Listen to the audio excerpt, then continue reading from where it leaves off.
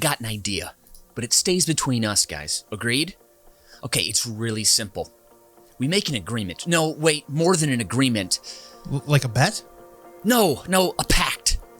No money involved. This is more important than any bet. Now here's the deal. We all do a great show today, no matter what. Dude, it's not like I haven't been trying to do good shows. No, this is different. This is better. Think of when you're writing your top 5 lists out, Nathan. You need a partner, someone to keep you honest, someone to keep you motivated.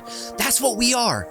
We keep each other on track. Prior to this day, we've postured, we've procrastinated, we've pretended, I can't think of other P words, but we've probably done them too. Pontificated.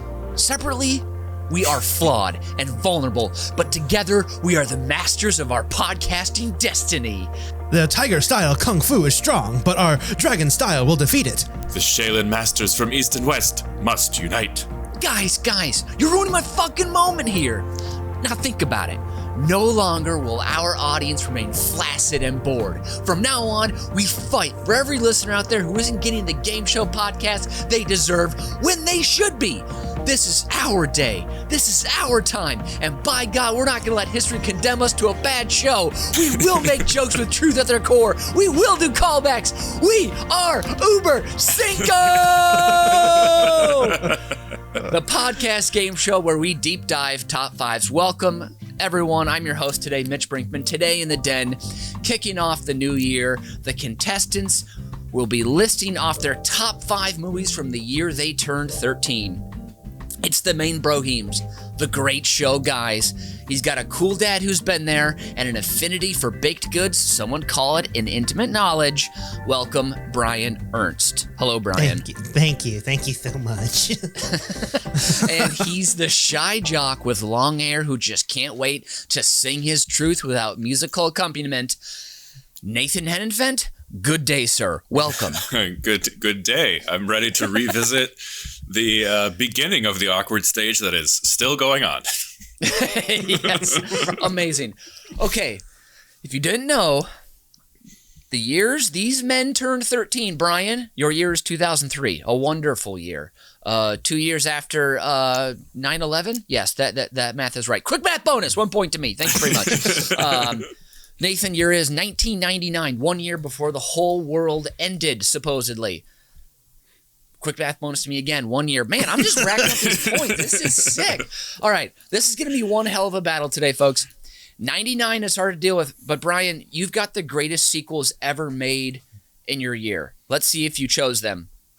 Oh, what are they, you ask? Well, Too Fast, Too Furious, and Dumb and Dumber. Enough said. Okay, got a question for us, perhaps a topic, suggestion, who knows? Well, come on, you frickin' turkey. Pop on over to bizbear.biz. Drop us your ideas. They can end up right here on a future episode.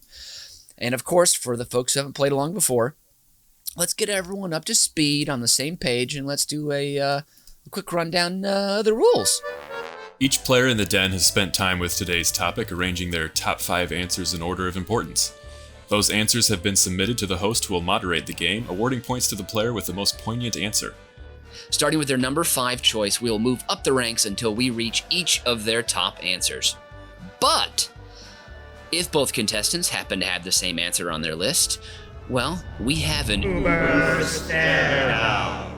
You will hear the official Über Cinco siren, and both players must reveal their answer and what number they ranked their submission. An Über stare-down is all or nothing, with one player earning 3 points. After all answers have been read, the host will reveal the final score. Okay, movie guys, our classic show is still intact. You're both vets. You know the ropes. And if you don't by now, Brian, hurry up, get to know the ropes. Then, good luck. And hold your horses, folks. Remember to stick around to the very end of the show for the best part, where your host, me, will give you the Fast 5 list, the definitive list of green flags to find in a partner. Huh? Like that? Pretty fun, isn't it? Okay, now, as host, of course, we always get to make a rule for the game. And today, I have a couple. These are all bonus points here, okay? First off, 2 bonus points to either player that selects my favorite movie from 99 or 2003. And if unselected, an extra 2 bonus points to the player or players that mention them in conversation. Also for today's game, if I catch anyone Googling during the game to find facts about movies, that will result in a point deduction, automatic ridicule, and probably a gross insult too. Because we didn't have fast internet then, back in the early 2000s, so we don't get it now, okay? We're staying locked in. And this game is full of bonuses, as I said earlier. So also, if you can correctly guess from the movies of 99 or 2003 that also matched one of my pickup basketball nicknames from when I was 13, that'll also be 2 points. Okay, good luck, gentlemen. I hope you don't have big holes in your arguments, because today we've got big fish to fry, all right? All right, I'm out of time on giving you the rundown here, so let's play for the love of the game. Nathan, you've won a lot on Über Cinco. You're ruthless. You've got cruel intentions every time out, and you can tell there's a sixth sense there that just, you're definitely the insider here. Racking up the amount of victories you have, maybe we should start calling you Big Daddy? I don't know. Is that a little... And because of that, I want to give Brian the edge here. So, Brian, please drive me crazy and go first by giving us your number 5 movie from the year 2003. Take it away. All right, I know we're talking movies today, but to set the scene of the TV landscape of 2003, this is the year that Ellen debuted, Mythbusters, Jimmy Kimmel Live, Punk'd, and a one-off made-for-TV movie, Fargo, starring Edie Falco, directed by Kathy Bates. So this is the realm that we're in. I didn't know that existed. Found it in my research. Thought it was interesting. Okay. It looks horrible, by the way. But my number 5 is a movie that came out the year I was 13, but I didn't see until quarantine. This is the only movie I didn't see when I was 13, but I am so glad that I did. This is 2003's The Cooler. You know what I do at the Shangri-La? You're a cooler. You turn winners into losers. Some people are born lucky. Yes. Tell Bernie to get over to table 6. Bernie is not one of them. People get next to me, their luck turns. This is one of your coolers? He's the best. He's the best. That's Alec Baldwin as the owner of the Shangri-La in Las Vegas, where he sends William H. Macy to tables that are hot to cool them off. This movie is terrible. The entire plot is that he is such bad luck, anybody he plays next to starts to lose until he falls in love. When he falls in love with a cocktail waitress, all of a sudden, he's Good Luck Charlie. So then Alec Baldwin tries to destroy his relationship to keep his cooler around. And it's really, really bad. What the hell? It's like got such good people in it, and you're like, I don't know. I do have to do an IMDb real quick, because I can't remember the name of the actress. This sounds Sorry, like... Mitch. Maria Bello, -1 for Bello. Brian right there. Ooh, that's a... I couldn't remember her last name. Bello. Didn't you? You heard my rule. You can't use the computer here. I wanted to give... I'm not going to just do the dudes. I got to say she's a lead role. I got to remember her name. I'm sorry. I know. You say it's that lady. She was also in that one project where she kissed that one guy, and then, All right. Well, I didn't actually open it yet, so I don't get to lose a point because you said it. Fine. Okay. Yeah, okay, this movie sounds like people wanted to hang out in Vegas and get paid for it. That's what it sounds like. That's why they took this. Yeah, but it oddly looks like it's all shot on a back lot in like some way, shape, or form. And it's like, I'm pretty sure the Shangri-La is like based off like the El Cortez. It's like an old Vegas offshoot, and it's kind of the last of its kind where in the movie where Alec Baldwin wants to hold on to kind of like the last edge of the mob days, where it's okay to take someone in the back room and smash their hand if they've been cheating or stuff like that. And it's just like, no, that's not what happened. And Ron Livingston, I believe, is the guy who's trying to come in, who's trying to update this casino. He was just like, well, if you get this better security system, you could just do this and don't have to hire these people anymore. If you do this, everybody else is doing this. Get rid of the coin slot machines and go to the tickets. You'll make more money. And he's just like, well, that's not Vegas, blah, blah, blah. Pour me a drink. And that's pretty much, it's a lot of Alec Baldwin talking like this. And that's pretty much all you get. And poor William H. Macy has some of the most awkward sex scenes I've ever seen in any movie. These sex scenes rival Steve Buscemi scenes from Ghost World. They're that bad. If you've ever seen that film before.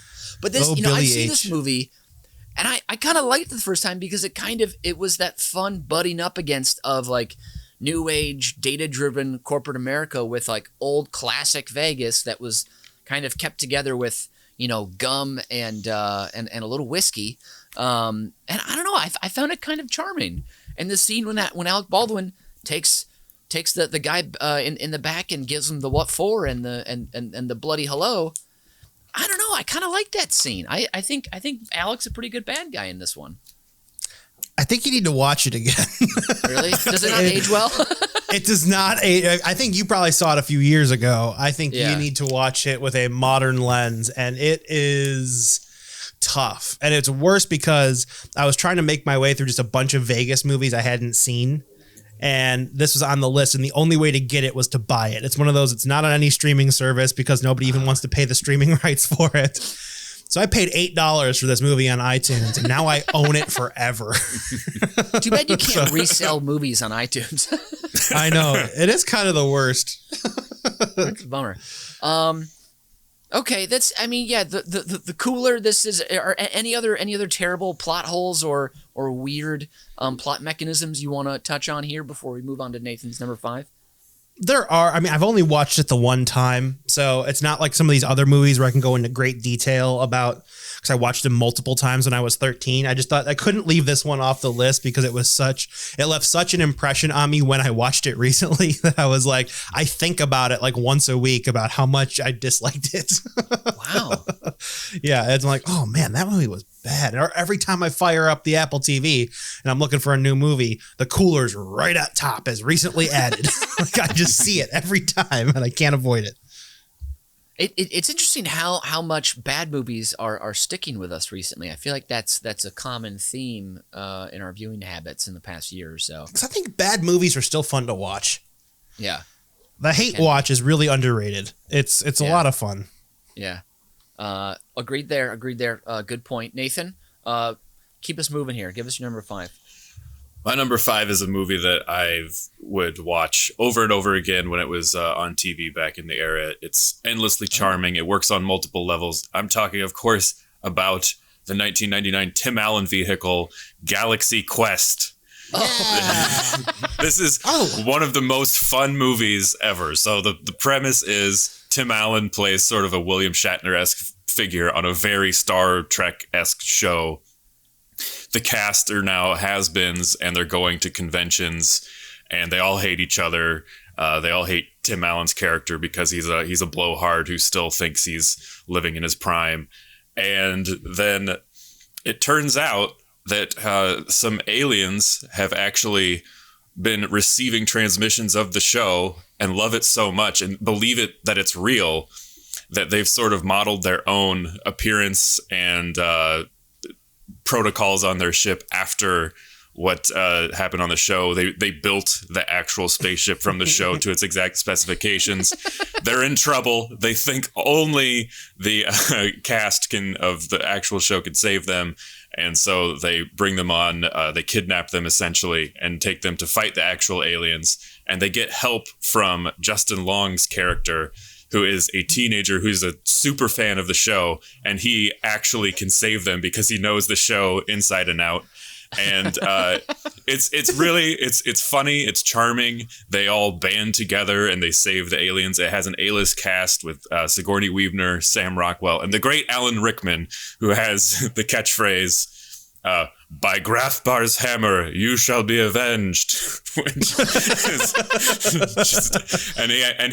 When one of the aliens dies, he sends him out on a high note because he hates saying this catchphrase, but he says it to this alien who had also repeated the main catchphrase of the show, "Never give up, never surrender."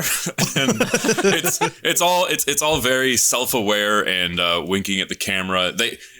They even make fun of the plot holes that you find in these shows. Like there's a scene where for no reason at all on the ship, there's like a video game style thing where there's, big hunks of metal and machinery that like crash down at intervals and they have to jump between them. And it's all pointless, but And it's got a warm-hearted ending. Everything works out okay, and everybody becomes friends again, and they reboot the show, which is, I'll come back to that a little bit more, the reboots, but that was a foretelling of the endless reboots of sci-fi things that have happened in the 22 years since this movie was released. But overall, this movie is a delight. It's kind of a forgotten gem in the great year for movies of 99.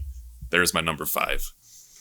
Okay, quick question for someone who's never seen this movie in its entirety. I've only caught chunks on TV. It sounds like a classic, Saturday afternoon or Sunday afternoon movie when you're lazing around the house. Correct me if I'm wrong. Are there some young hot people in this movie too? There is Missy Pyle, who plays the super tall alien, who is quite a good looker, and I think that's all I really remember. Was Freddie Prinze Jr. in this movie? I don't think so. No? Oh, okay. James Marsden?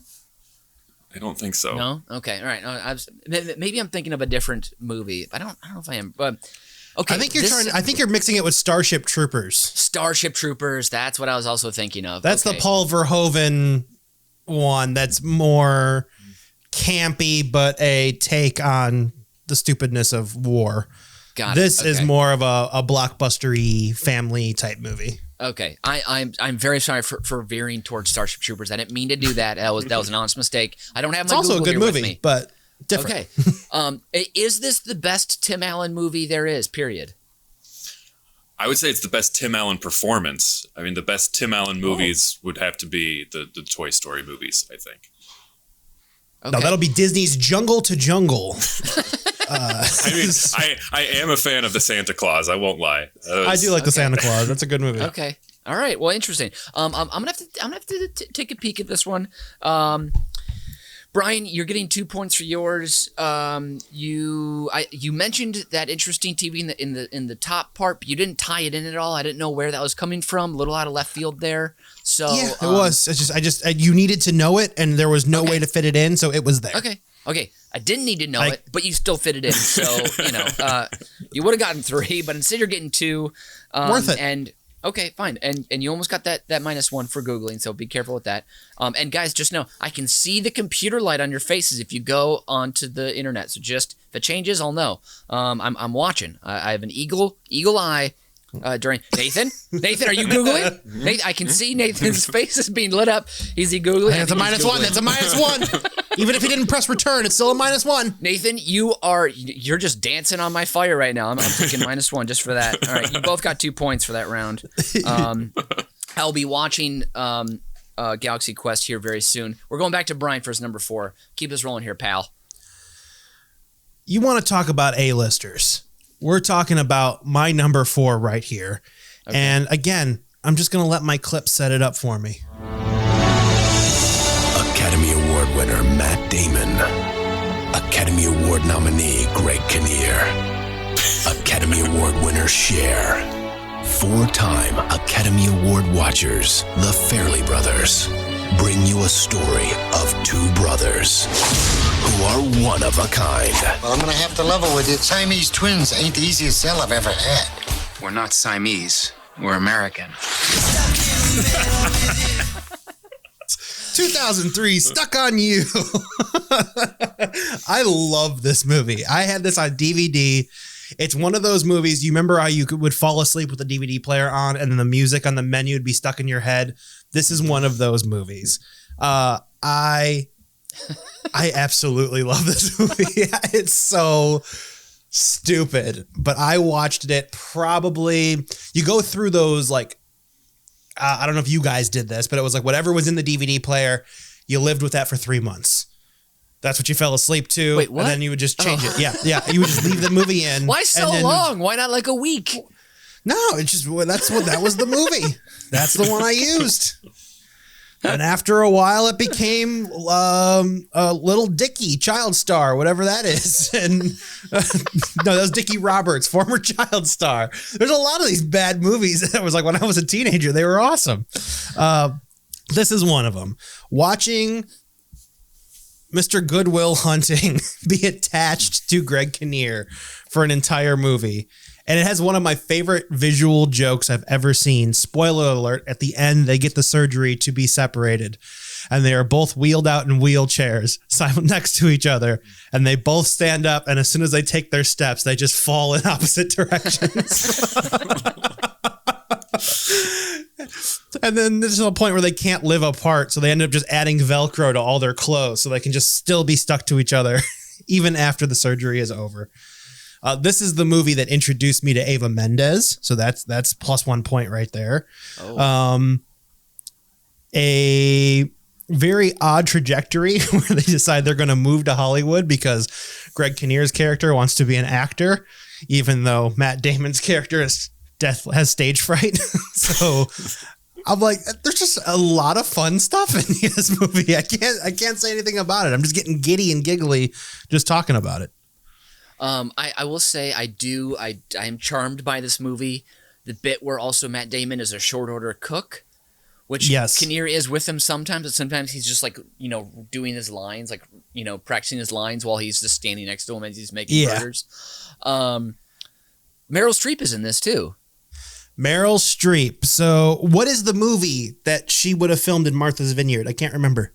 I don't remember, but she's in eventually Bonnie and Clyde with him back in the Martha's Vineyard Theater at the end. But the long story short, there's a bunch of Meryl Streep stories because they are from Martha's Vineyard. Some movie in the 80s or early 90s she shot there. So there's always all these, everybody in the small town has their story about meeting Meryl while she was filming this. And they finally, when they moved to LA and they run into her at a restaurant, they're like, oh man, we're your biggest fans, blah, blah, blah. And she's like, okay, kind of weirded out by these creeps. But then she remembers she went to the high school football game in which they scored the winning touchdown. And she's like, oh my God, I love you guys.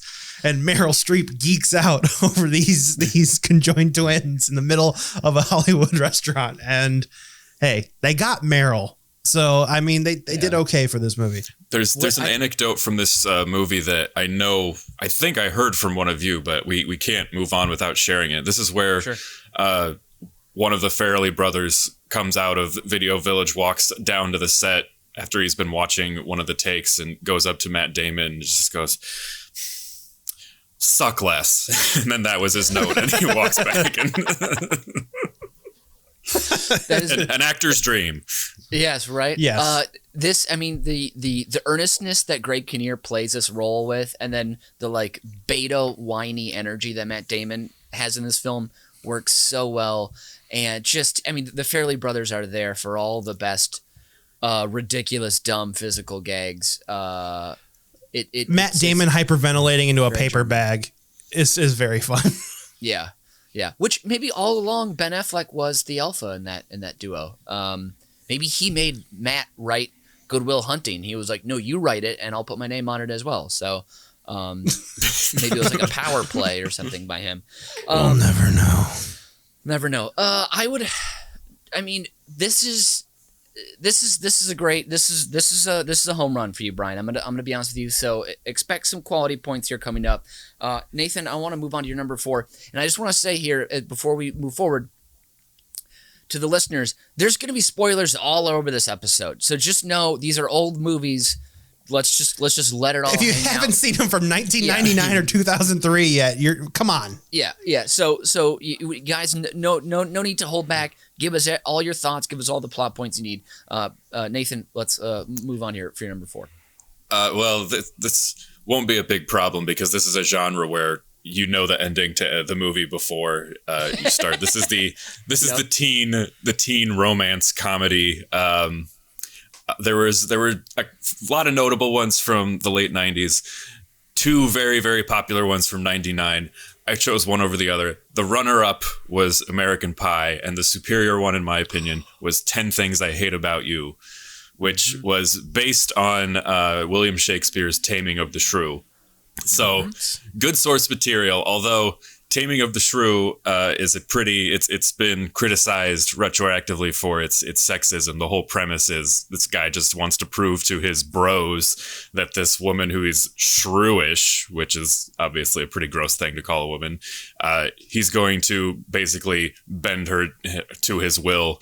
Pretty gross. But every teen comedy needs a really flimsy premise, and this one is Joseph Gordon-Levitt really wants to date the pretty girl, but their dad has this rule, this completely arbitrary rule that she can't date until Julia Stiles, the older curmudgeonly sister, is going to date. So then David Krumholtz, the nerd who's there for no reason to tell Joseph Gordon-Levitt what to do, because Joseph Gordon-Levitt's character has absolutely no agency. He comes up with the plan, this diabolical plan where they're going to have the terrible guy, who's the extraordinarily handsome Andrew Keegan, who would later go on to found a cult, I found out in my research, sort of a pyramid scheme cult type thing. So he was a cool guy. But they trick him into paying the handsome and rebellious Heath Ledger to convince Julia Stiles to date him. And then, eventually it all kind of works out, even though their devious plot is exposed.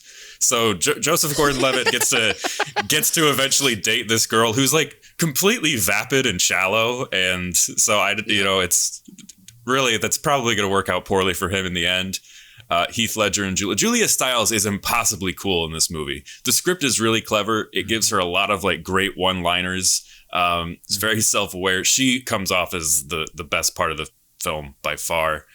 So it all works out, and despite the terrible sexist premise, it's kind of sweet, and it seems like they try to frame it in a way that the characters do have good intentions.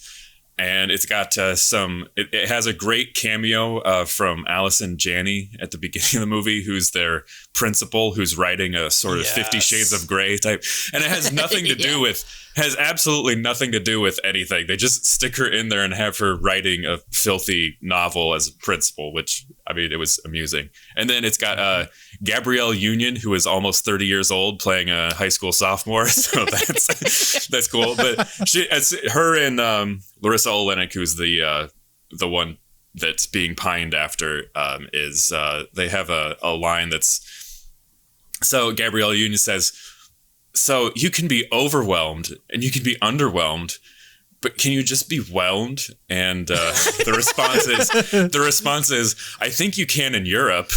And I have no idea what that means, but it works. There's just a lot of great little one-liners like that. They sneak in some lines from the Shakespearean play. So it's a really fun movie.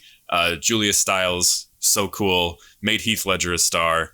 And it's superior to American Pie, which is hilarious and gave us the term MILF, which we all know and love, and has a lot of great set pieces and gags. But the premise there that Mitch referenced in the intro, that they all make a pact to lose their virginity, they do some really, like, one of the most famous scenes along the way where they actually watch on a webcam where Shannon Elizabeth's character doing a very offensive parody of a Middle Eastern or an Eastern European immigrant, and they actually watch the sexual foibles between her and Jason Biggs. That has not touching aged her well. no part, I think is the word you're looking for. Yes. Yeah.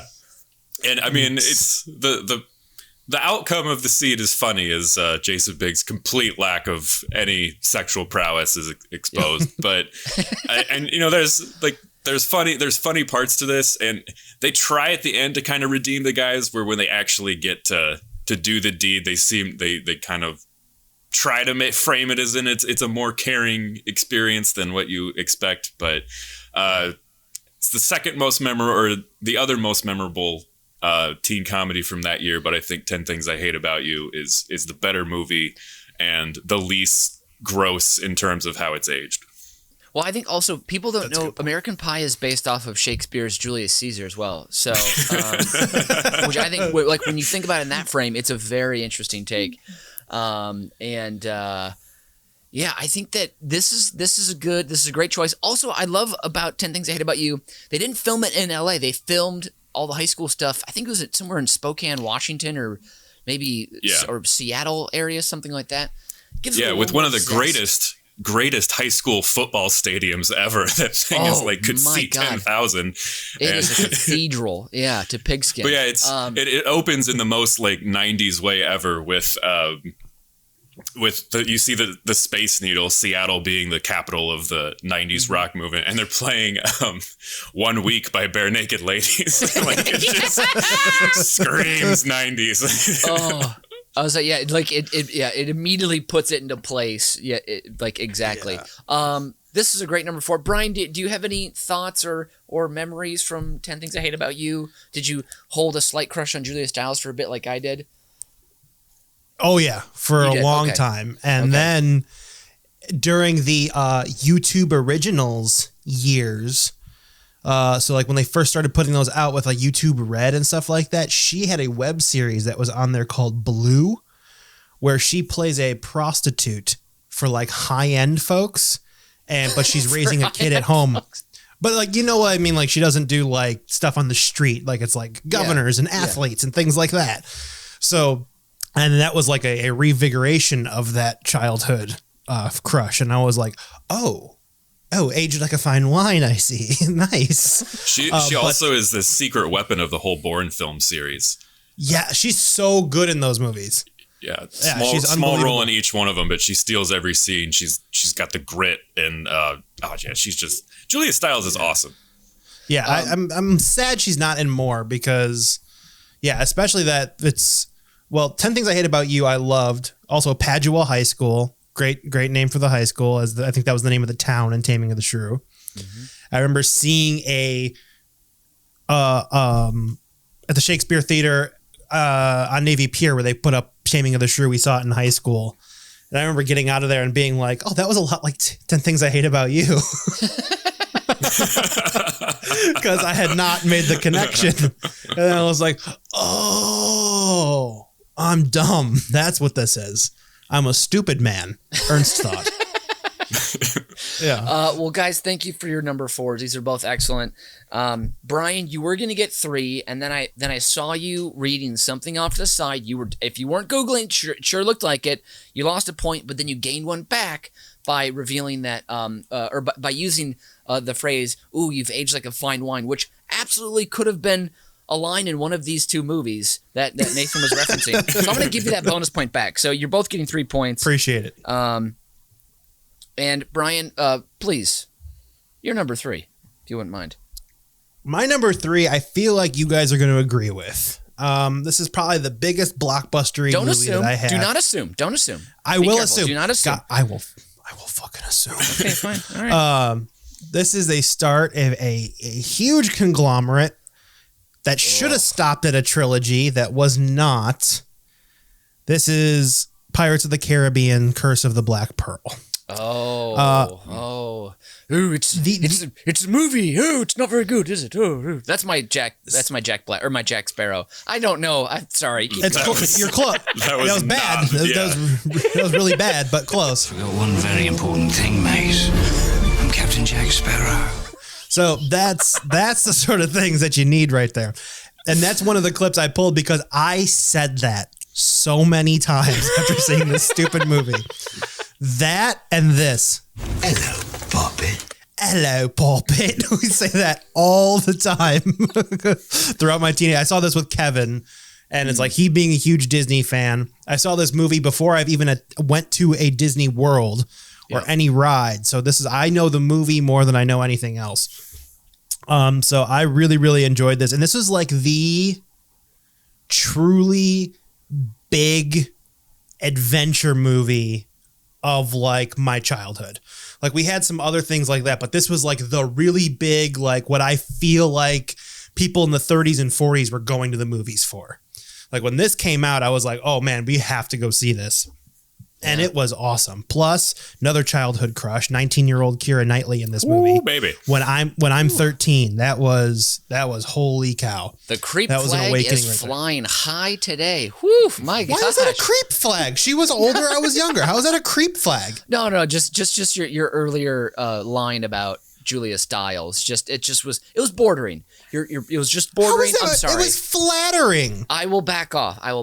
I'm sorry. Keep going. Also, for those people who've never been to Disney World, this movie is based off of a ride. I just want to make that clear because you alluded to it, but you did not say it explicitly. Yes, so it is based off of a ride. Yeah. Which weird but worked in such a way that I don't think anybody would have predicted it could have worked this way. Sure. You take it very loosely based on a ride and create a story about it. But I love the fact that you have almost 3 main characters throughout this entire franchise, which is really kind of cool. You have your Jack, you have your Will Turner, and you have your Elizabeth Swann, all with kind of different competing goals depending on where you are in this. But this movie, the first one, sets it up so well. You have like the period piece costumes, you have the epic score, you have not that much CGI until you get to the zombie pirates thing, but there's a lot done practically where the ships seem very big. They're out on the open water. It's just an exciting adventure movie, and it's just so much fun. I'm trying to think, what else did I pull for you guys here? Oh, Jeffrey Rush sings some of the best lines of the whole movie. I hardly believe in ghost stories anymore. You best start believing in ghost stories, Miss Turner. You're in one. Like, come on, dude. He's so cool. And then she gets really cheesy lines to go along with this, like this. I'm gonna teach you the meaning of pain. You like pain? Try wearing a corset. I love it so much. She swings whatever amulet or chunk of gold or like old pirate thing stabber dealy. She swings it like she's never swung a cricket bat or a baseball bat before in her life. And I know for sure that pirate she's royalty. Why would she need to? Okay, then you're not fighting. Then you're not going to kill a fucking zombie pirate with a chunk of gold you pulled out of a whale's ass. She is the governor's daughter. She was thrown in distress. She used what tool was there, and she succeeded. I want to hear about how this movie her cricket form wasn't on par for you in The Curse of the Black Pearl? Okay, fine. Maybe she would have played a game of croquet before this adventure she went on. Something, but I'm just not believing that high level of violence that she brings. But hold on. But you're believing the zombie pirates. The zombie pirates are fine. You know what? Her swing is not up to par. I just feel like you have one day of a cricket coach. They come on board to set. They teach her how to swing. But hold on one second. I just want to go to Nathan here because I know this movie fueled numerous years of Halloween costumes for you. Tell us about your love for Johnny Depp and Orlando Bloom. Take us through this. I want to hear a little bit more. Yeah, this movie's perfect. It does exactly what it sets out to do. It's one of the few movies that has ever been like, it had a goal, it achieved it, it exceeded expectations in every way. Sure. Yeah, I love Johnny Depp. Thought he was just impossibly cool. I dressed up for him as the person Johnny Depp. Freshman year of college, had the fedora, had a little wispy goatee. Is that real or a fake hair for the goatee? I can't remember. It was sadly real. Yeah, and Orlando Bloom. Somehow Orlando Bloom made $7 bajillion at the box office in the early 2000s, being in this franchise and Lord of the Rings, where, I mean, he's just super handsome. I grew out the long hair to kind of look like Orlando Bloom. And I like to tell people now, as I'm in my mid-30s, I'm transitioning out of my Orlando Bloom phase and entering my Viggo Mortensen phase of life, sort of a second puberty, since the first one never ended. But yeah, these guys just seemed like super, super cool. It was a fun adventure. It was like a modern day, like Errol Flynn type movie, but just cool stunts, great lines, everybody looking good. Yeah, Keira Knightley was like, I was like, what? So I would have been 17 when this came out, and Keira Knightley was like 19. So I was swooning over her. You would have been the victim. That's what we're trying to say. Yeah. Yes. Yep. So yeah, I love these movies. I have no complaints with this. This was super fun. And also shout out to Jonathan Pryce, the great actor Jonathan Pryce, given the very just weak role as the governor, who is just the most pathetic character in the whole movie, even though he allegedly is supposed to hold some power. But it's a cool movie. He's the same gentleman who is the Sparrow on Game of Thrones, right? That's right. It is. Yeah. Also, Sparrow, you run a city. Take a fucking bath. That's all I gotta say.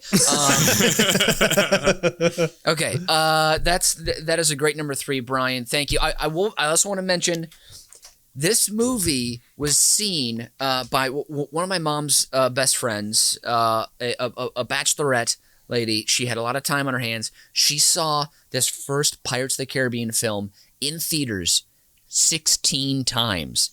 That is the power of a film, right? And she would write my mom postcards and describe watching it again and mentioned like, oh, how that Johnny Depp just does it for her, the accent especially. So I have an interesting relationship because I would read these postcards as well after my mom was done with it. Yeah, that's a great number 3. Nathan, move us right along to your number 3, please, if you would. I'm doing another comparison. There's 2 movies that came out here. I think one's better than the other. Both sort of children of the of Pulp Fiction in a way. So sure. The ensemble. The one I'm going with is Lock, Stock, and Two Smoking Barrels, which then sort of spawned so many other imitators. The East London Gangsters, and then it's got an impossibly convoluted plot. Just like so many things have to go right or wrong in specific ways to move things forward. And you've got all these memorable tough guys. You've got Vinnie Jones, the former soccer player who was just a nightmare of a person and hurt so many people on the soccer field, playing basically himself. You have Jason Statham launching his career, playing the same character he would play over and over again in similar but not quite as good movies. Then you have a guy who's, I can't remember his real name, but he went by the Governor, and he was a bare knuckle boxer from East London. Like, he was a real guy. And I've found videos of him boxing, and there's a documentary about it, and he is terrifying. Just a monster of a man, like 300 pounds. And he plays a bodyguard in this movie. He died before it came out, but super fun, stylish cinematography. A lot of like cameos of people who are just giving all these long speeches with flashy Cockney rhyming slang and dialogue that even somebody who lived in East London for 2 years, I still have no idea what the hell they're talking about. One scene they actually they put subtitles on what the guy is saying just because it's so out there. It's overly violent. It's almost like a cartoon version of a Pulp Fiction. So there's not a lot of depth to the characters, but it was super fun. It was perfect to watch it at 13 years old. It's still fun to watch in hindsight. Unlike the movie that I'm going to compare it to, which I don't know if Brian watched this one. Mitch at a certain point in life enjoyed this. I enjoyed it. I looked back. I watched it a couple years ago, and this movie sucks. I'm talking about the Boondock Saints, which is just an absolute train wreck. God. The 2 Irish brothers who decide to be vigilantes and go around killing people that are bad people, and they avoid the cop played by Willem Dafoe, who's just chewing on scenery. Not even trying, and it is. He's not one of the brothers. I've never seen it, so I always assumed he's one of the brothers. No, it's Norman Reedus and Patrick Flattery, some guy with another impossibly Irish name, playing the Irish brothers, and then Billy Connolly is this mythical like killer who comes out of prison. He's supposed to be so dangerous, and it turns out he also was a vigilante and just so happens to be their father, because why not? And this movie it features Ron Jeremy in a disgusting scene. The movie is racist, homophobic, misogynist. It is vapid, violent for the sake of being violent. The only redeeming feature in hindsight is the character Rocco, who was a friend of the director's, just playing himself. There is a backstory to this, and there's a documentary about this movie being made, and Troy Duffy, the guy who wrote and directed this, was such a train wreck of an individual. He alienates everybody, all these people who are giving him money to make his movie, and he is just he's certain he's gonna make just blockbuster after blockbuster after blockbuster, and he ruins everything beforehand. He ends up not making any money from the movie because he gives the rights away. He loses it in bad deals, including bad deals with Harvey Weinstein. Those are the people he's associating with. Yikes! And it's a fact that movie is better than the actual movie. Just watching this guy self-destruct. Yeah, he didn't deserve a career, and he didn't get one. The movie never got a wide release. It kind of became a cult classic on DVD, watched by people who were under 20 years old and didn't know better. This movie sucks. if you want to reminisce about an overly violent stylized crime movie that's a sort of Tarantino knockoff, watch Lock, Stock. It's way more fun. I rest my case. That's great. What I love about these early 2000s crime movies too, there's like there's a crew and each guy's like, oh, my name's like Piggly Wiggly, and I'm Dalton, and I'm Scrimshaw Terry, and I'm like, it's like Scrimshaw Terry, and I'm the tower. I'm gonna rise from up high, whatever. You're just like, and the film stops when you meet them, and they're like in the middle of a punch or like in the middle of the freeze frame or something. Yeah, the freeze frame. And terrible narration and yeah.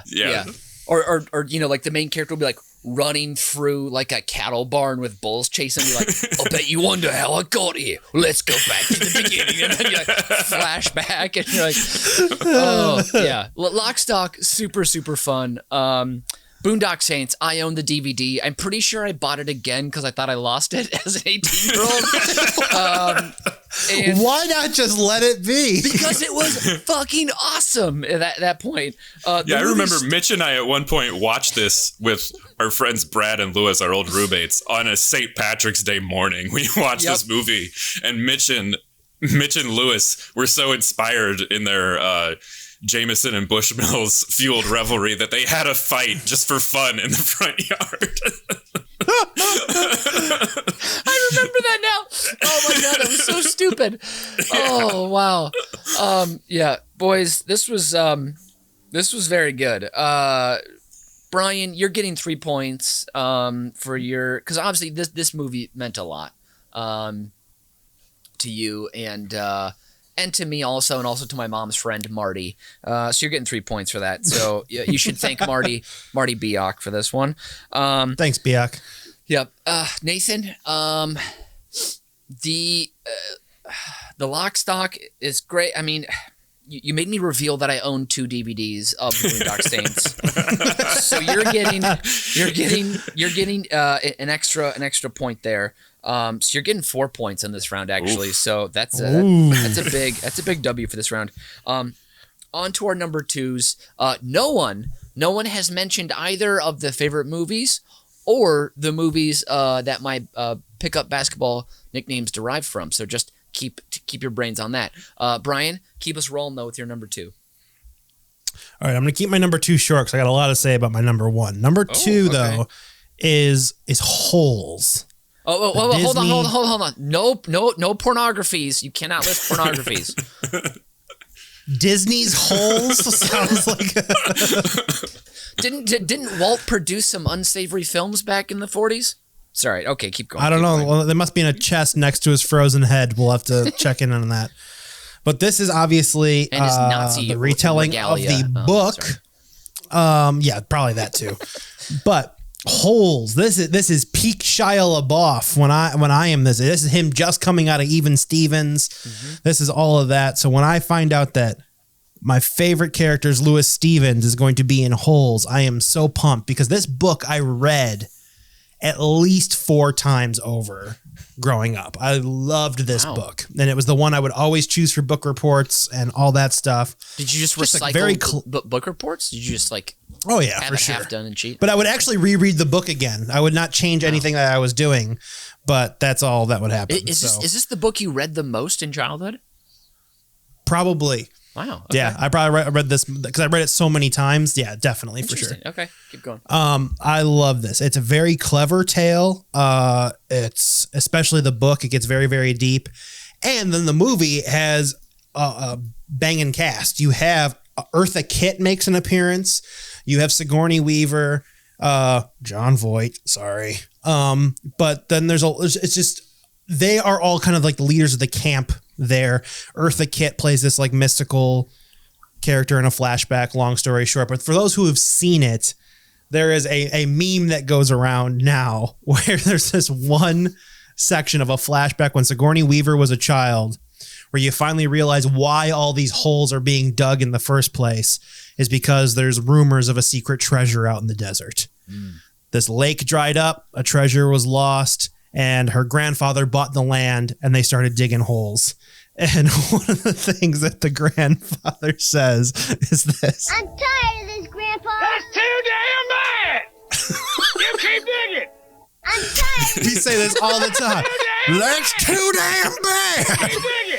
We say it every day. That's too damn bad.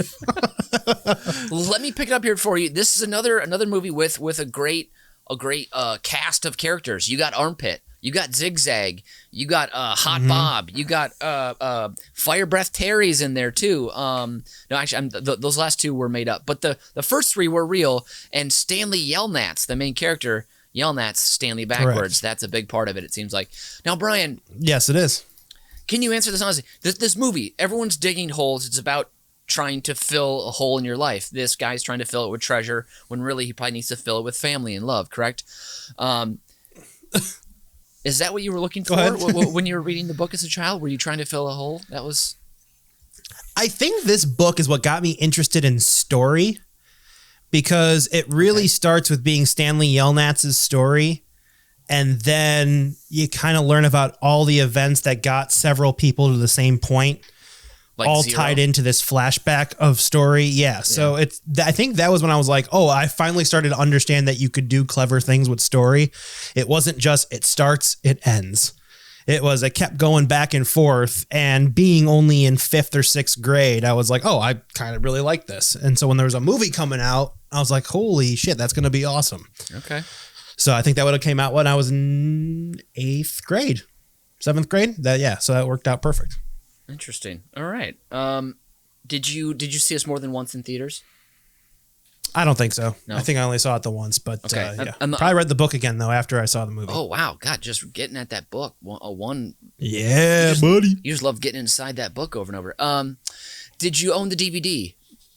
Yes, you did. Okay, good. Okay, that's another quality check for today's episode. That might get you a bonus point actually. So keep that in mind. It should.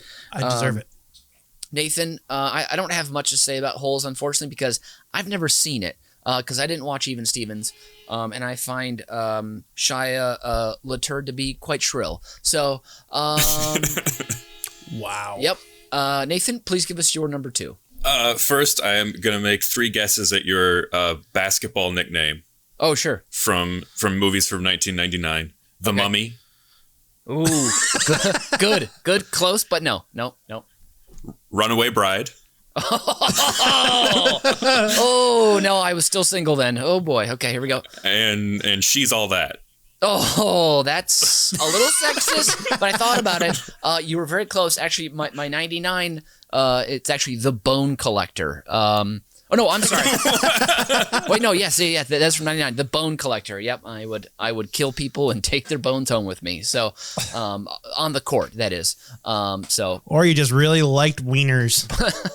Okay, all right. I guess also true. Yeah, good point. I loved playing ball. That's the heart of the story really here. So balls, that is. Yep. If you guys want to take a shot at 2003 movies, you're welcome to at a later time. But right now, Nathan, we need your number 2. Well, we had to include this. This is far and away the biggest grossing movie of '99, and this is unfortunately the grandfather of the way that the film industry has worked since, in terms of endless reboots that are unnecessary but make piles and piles and piles and piles of money. This is Star Wars Episode 1, The Phantom Menace, which just made $1 billion. They made more from the prequels. Then they brought back another trilogy that was also equally unnecessary. And you see just reboot after reboot after reboot. We're on like the 9th Spider-Man iteration now. Batman was played by Ben Affleck at one point. I mean, this changed everything for the worse. And when I think about this movie now, this is what happens when nobody is around to say no or check you. Because George Lucas had made so much money for Hollywood studios at that point that nobody was dare going to question him. And so just the first idea he had just rolled along all the way through every step of production. So much money and time and effort went into just the first thing that came to his mind. And the movie is just an absolute mess. It's all over the place.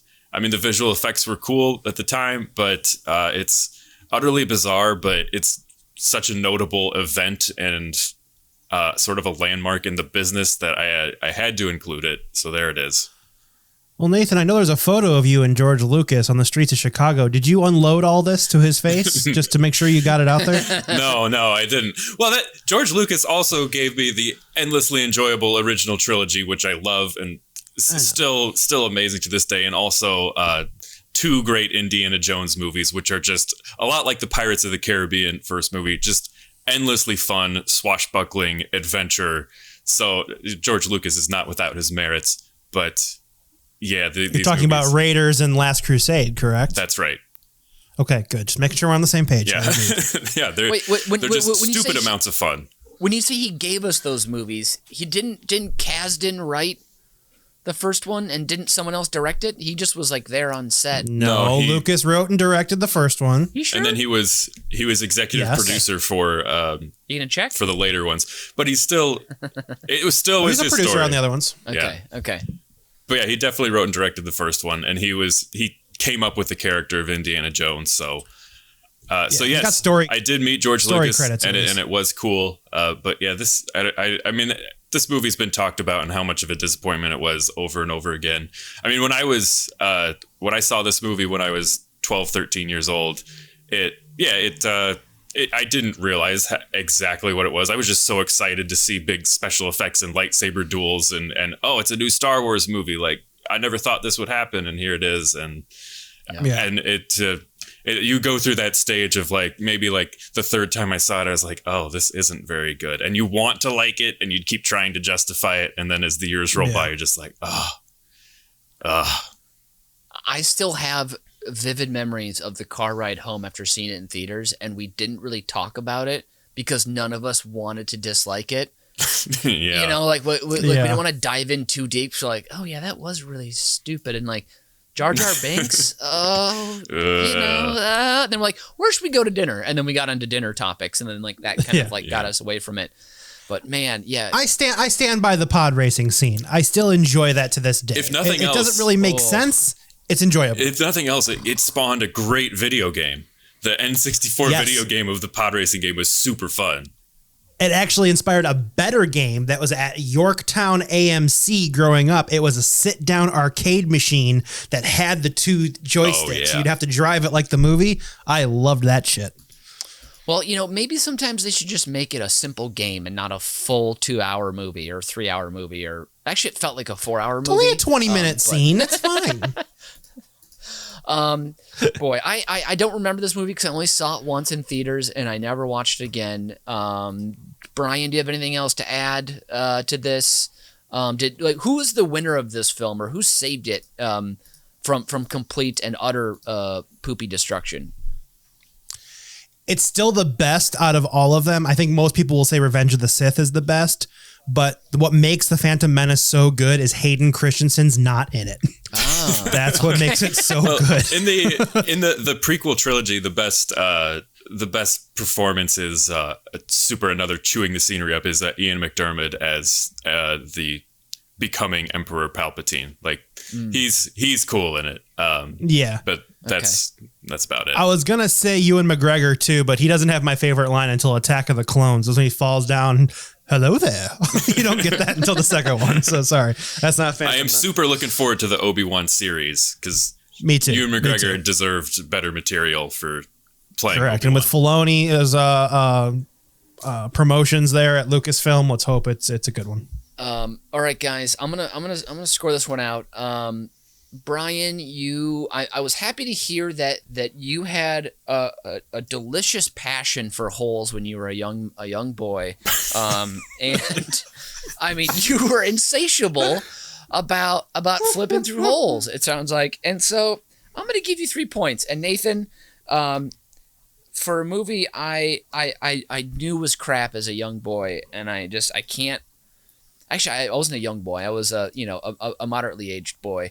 I'm gonna give you 1 point here. I'm gonna set up this nose to nose finish here, because Phantom Menace, it's just such crap. It's just such a pile of crap, and Jar Jar Binks can go all the way to hell, and George Lucas with him.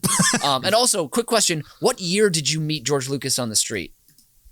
2012. Okay, so this is the year that he thought the world was ending according to the Mayan calendar. That's true. He actually believed the world was going to end in 2012. I don't know if you guys knew that, but that's how crazy and out there, and how he had no one there to tell him, idiot, stop. Like no one with a rolled up newspaper, just give him a bop on the nose and just tell him to sit down and relax. He didn't seem that concerned about it. Okay. He was leisurely strolling to get a cup of coffee. So okay, he wasn't that worked up about it. All right. He probably had $4 billion in his pocket. He was fine. Okay, guys, let's go on to the big finish, the big finale. This is the last one in the franchise. We're not rebooting this one. This is it. Lay it all on the line. Leave it all on the field. Put it all out there. Give the big speech. Climb to the top of the mountain and throw the amulet into the pile of lava. Give it everything you got. Brian, lead us off. I am so glad you said this. This movie doesn't need a reboot because it's already perfect. Oh.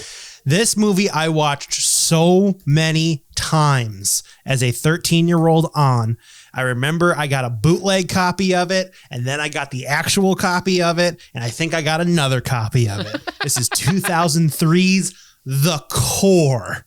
The science fiction movie. Wait. The Core? Core of the Earth's The Core. The Core. I've never seen or heard of The Core. Aaron Eckhart, Hilary Swank, Richard Jenkins, DJ Squalls. There's so many freaking Qualls. Wait. There's so many people in this movie. DJ Squalls in with Richard Jenkins, Hilary Swank, and Aaron Also, Eckhart. I think it's Qualls, not Squalls. I think I messed up Whatever. his name. Either way, this is about the same time the new guy came out. So don't even talk to me about how DJ Qualls is not amazing. But the entire plot of this movie could be summed up in this one clip. Right, so physics 101, hot metal moving fast makes an electromagnetic field. The spinning liquid outer core is the engine that drives the EM field. And that's where we have our problem. This engine has stalled. The core of the Earth has stopped spinning. If we can go into space, we certainly... Well, space is easy, it's empty. We're talking about millions of pounds of pressure per square inch. Even if we somehow came up with a brilliant plan to fix the core, we just can't get there. Yes, but...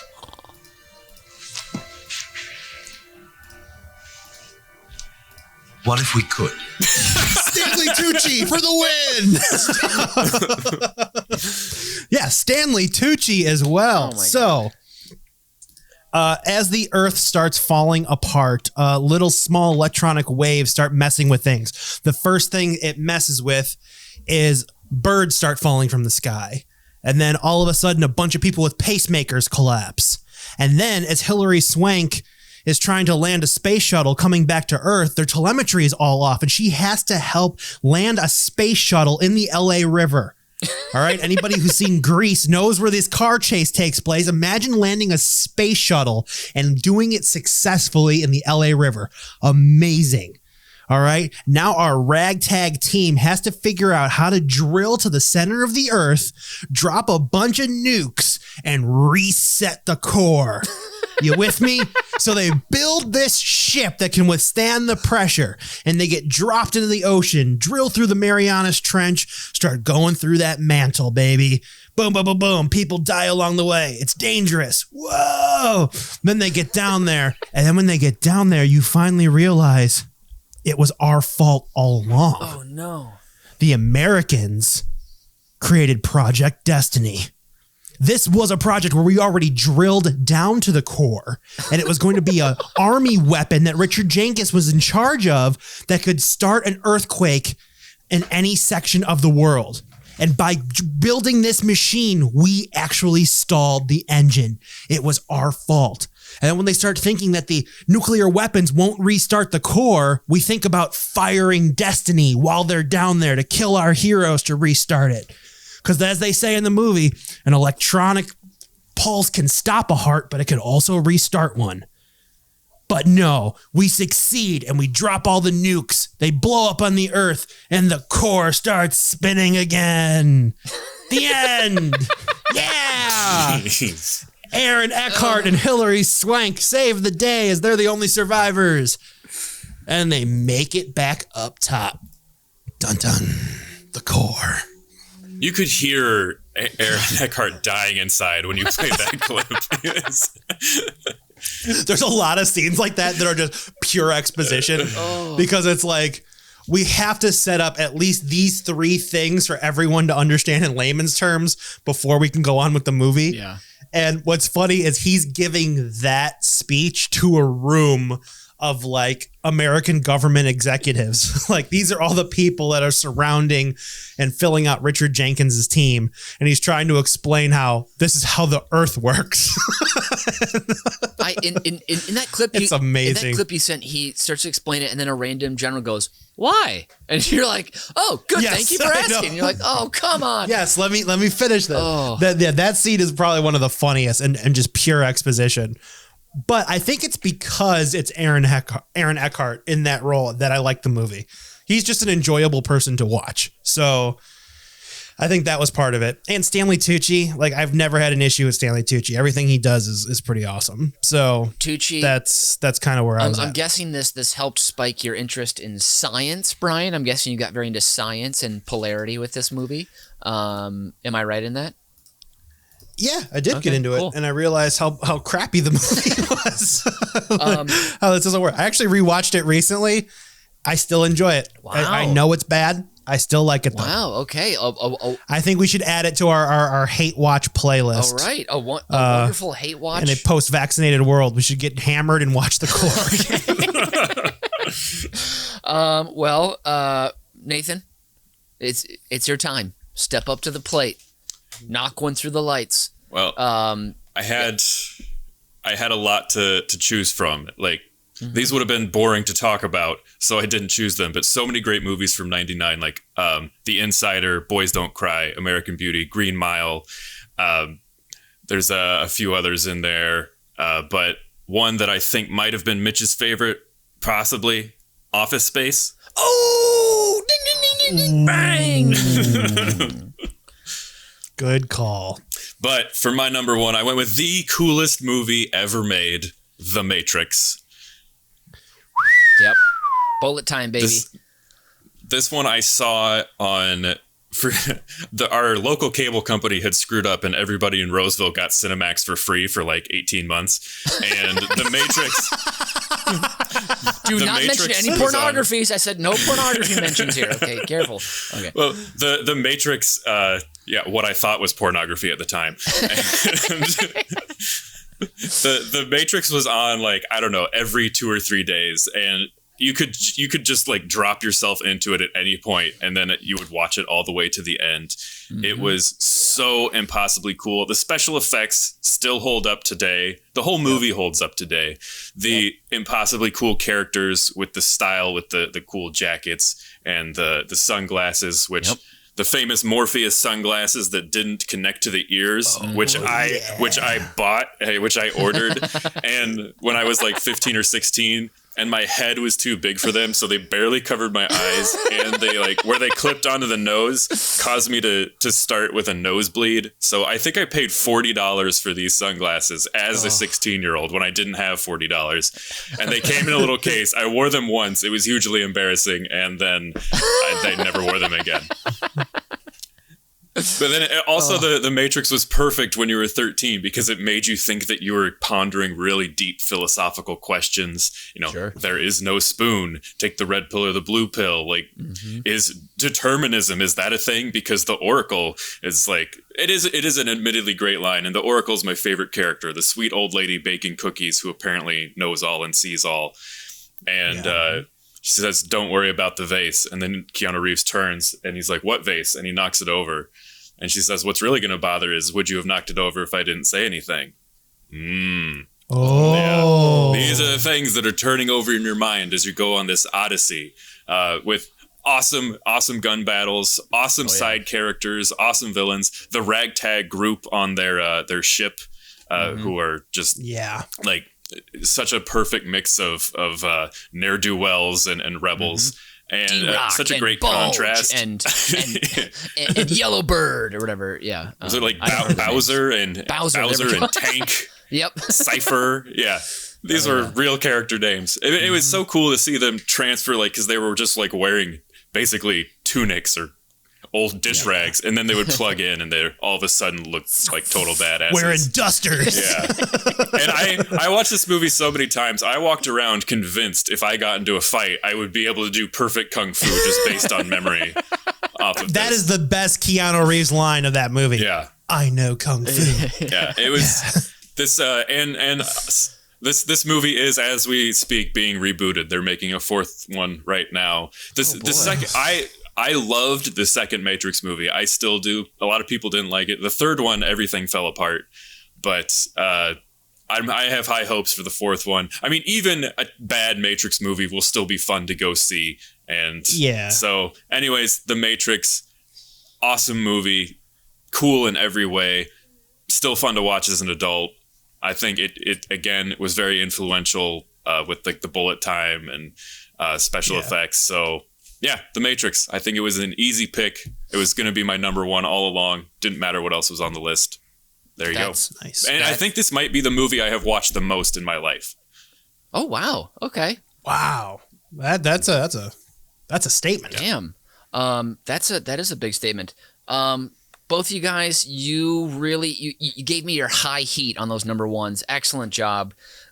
Brian, I'm gonna give you a guess of my favorite movie from 2003. I have a feeling like you can nail it here. It's one of the most popular ones. I'm gonna try and give you a chance to catch up to Nathan here. And then, of course, the basketball nickname as well from 2003 is still out there. But let me give you your scores here. You both got 3 points here for your number ones. That's an easy one for me. So, Brian, your guess? My favorite film, 2003. I was going to say Old School. Boom! He got it! You guys both know me. Oh, my God. I'm a comedy man. I'm a comedy guy. Great job. Does anyone want to take a stab? Oh, sorry. At 2003 basketball nickname. Yep. I'm going to go Mystic River. I don't know why. Oh, so close. I was going to go Seabiscuit. Oh, both of those are natural, which is close to mine. Mine was Cold Mountain because I had ice water in my veins and I was husky. So, my second guess was going to be Malibu's Most Wanted, but that didn't. You guys, while I tally the scores, I want you to talk amongst yourselves. Tell me about your favorite Keanu Reeves movie that's not The Matrix. Ooh, mine is The Bus That Couldn't Slow Down. What year was that? Was that 95? I think, yeah. Yeah, I do enjoy that. I do like Bill and Ted a lot too, though. Bill and Ted's a lot of fun. Especially because you get Rufus of George Carlin in one of my favorite roles. All right, that's it. We have no more words, Mitch. These are tallied, and I'm ready to tell you the winner. I'd say, Brian, congratulations. You took it by a nose today, 16-15, in a very high-scoring Uber Cinco. Congratulations. Do you have any words to say? Do you want a little acceptance speech, or are you good? Thanks to my agent and the Hollywood Foreign Press Association. That's all I have to say. Love it. And we can't get to my Fast Five before we have, of course, the Uber Cinco 7th inning stretch. So here's our update of the softball team we own out of Elmhurst, Illinois, the No Hit Sherlocks.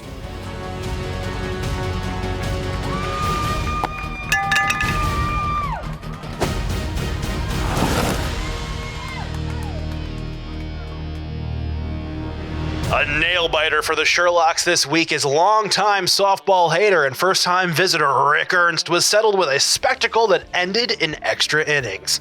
A scoreless first 3 innings made for quick digestion of snacks in the stands as the antsy crowd was totally blindsided with a quick 3-3 score. There was home cooking abound in this duel, as well as the blue behind the plate needing to get his cheaters fixed, failing to call multiple illegal flat pitches by the Stunad's long-armed hurler. Even when the fix was in, the Sherlocks kept pushing.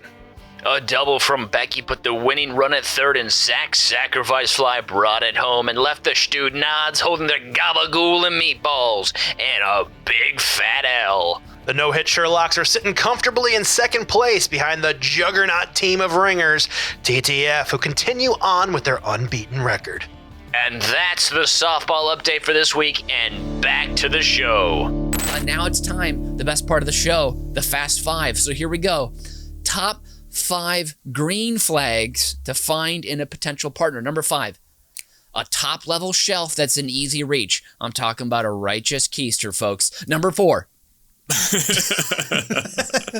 they know how you like your eggs and what type of day you like them on. Saturday, oh, they better be scrambled soft with a little goat cheese. Thanks, honey bun. Number 3, they suggest you check out that art exhibit you've had your eye on but was too sheepish to mention it because you just know they don't care for German 18th century Baroque cow sculpture, but damn it, do you need to chew on that cud in person? Even better, they've scheduled themselves a simultaneous date at the park with their friend who you can't stand how they say the word coming or going or fucking Christ stop. Drop the goddamn G, you freaking annoying ass dink donk. All right, number 2. That was a hard one to say. They're just as ready. Number 2, they're just as ready to blame it on the dog as you. And number 1, they like you for you. Even if they originally took pity on you because you were into art and you wore glasses and they already had a girlfriend, but due to their sporty competitiveness, when a teammate / latent rival lays down a bet, they have to take it to prove them wrong, of course. And even if they are dead sure, they won't be able to turn you into prom queen in under 6 weeks, and then you find out about the plot and almost get pressured into hooking up with the rival, but then realize in the end, you're both artsy freaks who just need to express themselves. And that's this week's episode of Über Cinco. Please rate and review our show on Apple Podcasts. And once again, we love that hearty wom, word of mouth. So please tell your friends about us and your family. Send them your favorite episode. Let's get people hooked. Thank you to Bill Shakespeare superfan. Nathan Hennenfant, I'm assuming.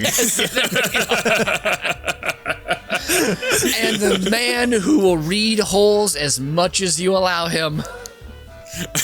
Brian Ernst. And I've been Mitch Brinkman, and as Biz Bear always says, when you do absolutely nothing, it can be everything you thought it would be. Auf Wiedersehen and adios.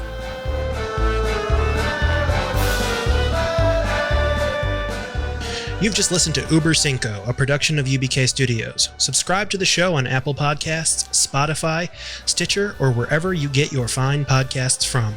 If you like what you hear and want to support the show, please visit our Patreon site at patreon.com/UBK Studios. Every little bit helps us keep the lights on and the bill collectors at bay. Keep tabs on us on all the social media at UBK Studios, and most importantly, subscribe to our YouTube channel so you can see that we really are just a bunch of good Midwestern boys.